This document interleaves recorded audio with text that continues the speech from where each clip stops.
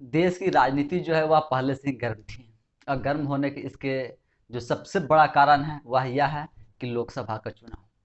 और ठीक लोकसभा चुनाव से पहले यानी 31 जनवरी को झारखंड के जो पूर्व मुख्यमंत्री थे हेमंत सोरेन जी, उनको गिरफ्तार किया जाता है ईडी द्वारा। और उसके बाद अरविंद केजरीवाल जी को कल गिरफ्तार कर लिया जाता है, यानी कि दिल्ली के मुख्यमंत्री अरविंद केजरीवाल जी को वह भी ईडी के द्वारा ही गिरफ्तार किया जाता है। और दोनों को 10-10 सम्मन के बाद, यानी दोनों मुख्यमंत्रियों को 10-10 सम्मन ईडी द्वारा किया जाता है। उसके बाद दोनों को 10वें सम्मन में गिरफ्तार कर लिया जाता है। पूछताछ के बाद दोनों की गिरफ्तार हो जाती है। और दोनों की गिरफ्तारी जो है वह के रात में ही होती है, मतलब 8 साढ़े 8 बजे, 9 साढ़े 9 बजे कुछ यही मतलब टाइम में दोनों मुख्यमंत्रियों की गिरफ्तारी होती है। लेकिन अब सवाल उठता है, जैसे कि झारखंड में भी जो सवाल उठ रहे थे वही सवाल जो है अभी के समय में दिल्ली में, जो सवाल उस समय झारखंड में उठ रहे थे कि पूर्व मुख्यमंत्री हेमंत सोरेन की गिरफ्तारी के बाद, सेम वही सवाल जो है कि अभी आपका दिल्ली में उठ रहे हैं और अरविंद केजरीवाल जी की गिरफ्तारी के बाद। वैसे देखें तो अरविंद केजरीवाल जी अभी तक अपने के मुख्यमंत्री पद से इस्तीफा नहीं दिए हैं, लेकिन झारखंड के पूर्व मुख्यमंत्री हेमंत सोरेन जी वह जाकर राज्यपाल के पास अपना इस्तीफा सौंपे थे। उसके बाद ईडी जो है उनको गिरफ्तार करके अपने साथ ले गई थी। लेकिन दिल्ली में ऐसा नहीं है, दिल्ली के मुख्यमंत्री अरविंद केजरीवाल जी अभी तक इस्तीफे नहीं दिए हैं। बाकी मतलब ईडी जो है गिरफ्तार करके उनको भी ले गई है। लेकिन दिल्ली में और झारखंड में देखे कि दोनों की ना गिरफ्तारी संबंध में बहुत सा चीज आपको जो आपको एकदम कॉमन लगेगा, और दोनों में बहुत सी चीजें ऐसी हैं जो कि एकदम कॉमन है, दोनों के एक जैसी हैं। जैसे कि अब मैंने बताया कि दोनों को ना 10वें संबंध में ना गिरफ्तार किया गया।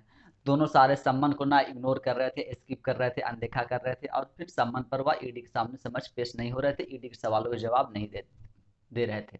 और कोर्ट में चुनौती दे रहे थे कि जो ईडी द्वारा जो सम्मन किया जा रहा है, जो सम्मन दिया जा रहा है वह इलीगल है, वह संवैधानिक ही नहीं है। तो झारखंड और दिल्ली में दोनों कुछ इसी तरीके से हो रहे थे।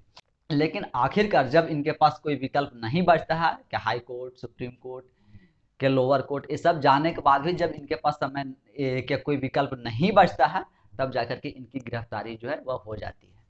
फिर गिरफ्तारी के बाद जो भी केस चलने हैं चलते रहेंगे।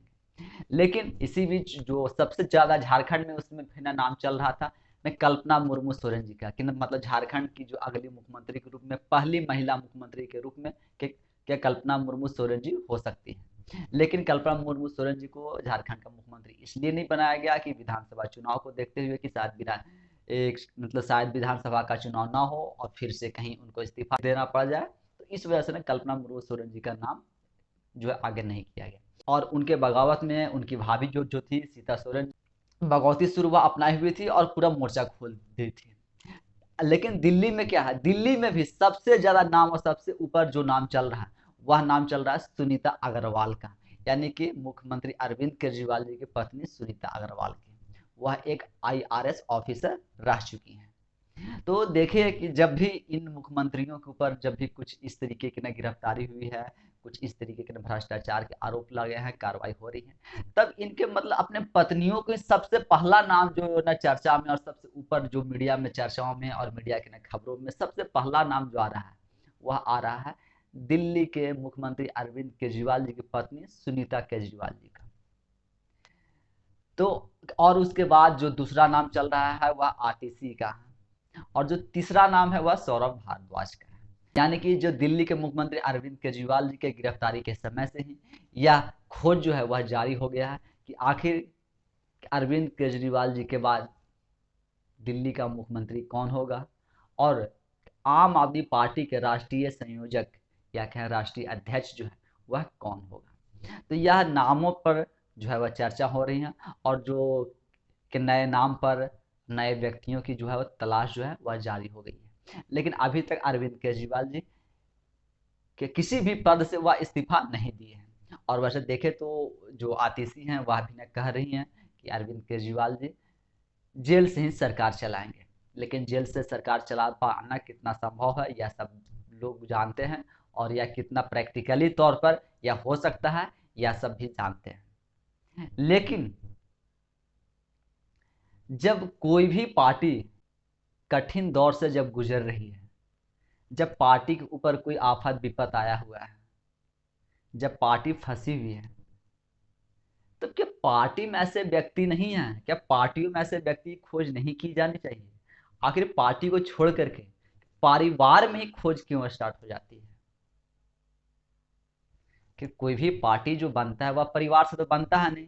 पार्टी तो घर के बाहर के लोगों से पार्टी बनी है और पार्टी बनती है, क्योंकि एक परिवार के लोग तो पार्टी बना करके पूरी वोट दे करके पार्टी चला नहीं सकते। लेकिन जब क्या इन सब पार्टियों में और जो पार्टी के शीर्ष पर बैठे रहते हैं उनकी जब गिरफ्तारी होती है, उनके ऊपर भ्रष्टाचार के आरोप रहते हैं और उनके एब्सेंस में उनके परिवार की खोज क्यों होती है और उनके परिवार में ही क्यों संभावनाएं तलाशी जा रही है और क्यों तलाशी जाती है? क्या पार्टी में ऐसे व्यक्ति नहीं हैं? क्या पार्टी में सक्षम व्यक्ति नहीं है? क्या पार्टी में सक्षम नेता नहीं है जो कि दिल्ली का मुख्यमंत्री बन सकता है या आम आदमी पार्टी का संयोजक बन सकता है? वैसे अभी देखिए तो क्या सुनीता केजरीवाल जी को नाम जो है वो आगे नहीं बढ़ाया गया, कुछ भी नहीं किया गया, लेकिन यह सब एक चर्चा है, उसी चर्चा पे बात कर रहे हैं। और इस चर्चा में सबसे पहला नाम और सबसे ऊपर और सबसे ज्यादा जो लिखा जा रहा है और जो ट्रेंड कर रहा है वह है सुनीता केजरीवाल जी का। जिस तरीके से न कल्पना मुर्मू सोरेन जी का झारखंड में नाम न ट्रेंड कर रहा था, चल रहा था और मीडिया की खबरों में चल रहे थे, लेकिन कल्पना मुर्मू सोरेन जी के नाम पर सहमति न बन पाने के कारण न चंपई सोरेन जी को मुख्यमंत्री बनाया गया है और वह मुख्यमंत्री हैं। लेकिन पूर्व मुख्यमंत्री हेमंत सोरेन जी के जेल जाने के बाद से ही भले कल्पना मुर्मू सोरेन जी झारखंड के मुख्यमंत्री नहीं बनी हो, लेकिन पार्टी की अगर पूरी कमान देखें तो आज उनके हाथ में है और वह संभाल रही है। और जो गांडेर विधानसभा सीट खाली करवाया गया था कल्पना मुर्मू सोरेन जी के लिए, वहाँ जो उपचुनाव होने हैं उस उपचुनाव में हमें ऐसा लग रहा है कि कल्पना मुर्मू सोरेन जी वहाँ से चुनाव लड़ेंगे, क्योंकि अपना चुनाव प्रचार और चुनावी रैली वैली जो है वह सब वहाँ गांडे विधानसभा से ही उन्होंने 4 मार्च से इसकी शुरुआत की है।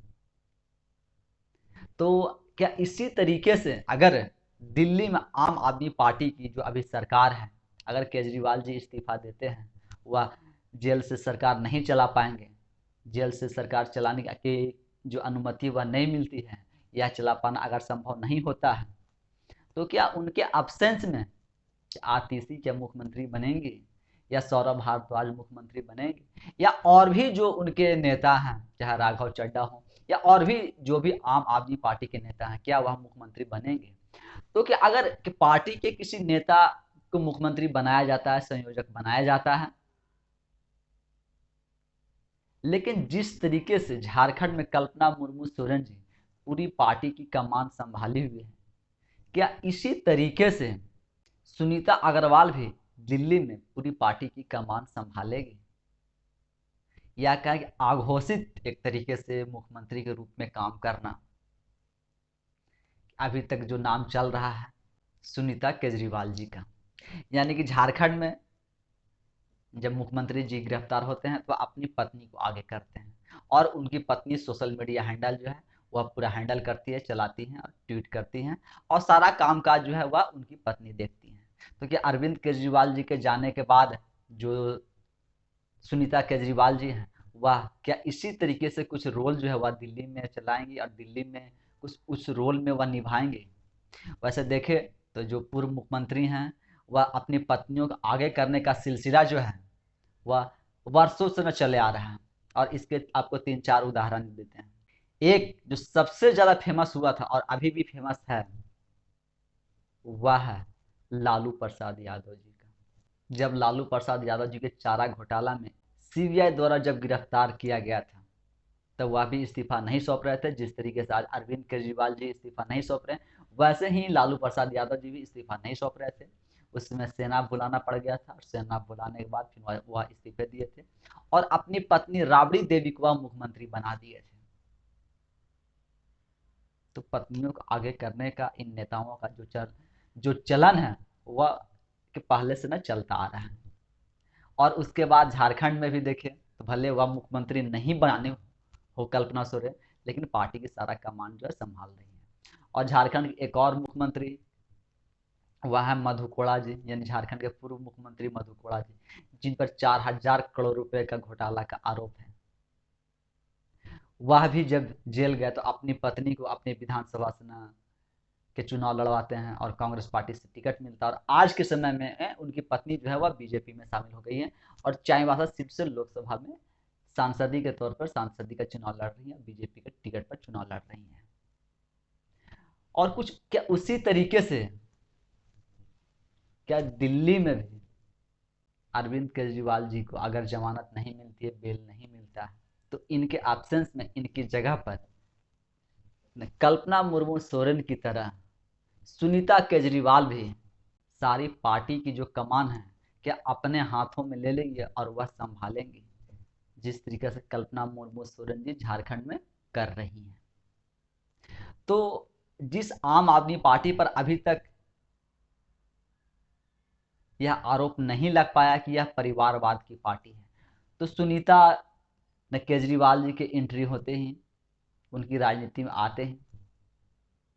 जो परिवारवाद और वंशवाद की जो राजनीति है और परिवारवाद की पार्टी, वंशवाद की जो पार्टी है, वह आरोप जो है अब आम आदमी पार्टी पर भी लगने स्टार्ट हो जाएंगे अगर सुनीता केजरीवाल जी राजनीति में एंटर करती हैं और वह पार्टी की कमान संभालती हैं, या दिल्ली के मुख्यमंत्री के रूप में अगर वह कमान संभालती हैं तब। बाकी आप सब लोग ऐसे राजनीति पर और ऐसे घटनाओं पर आप क्या सोचते हैं, आपका क्या विचार होता है, वह आप हमें कमेंट्स के माध्यम से जरूर बताएं। धन्यवाद।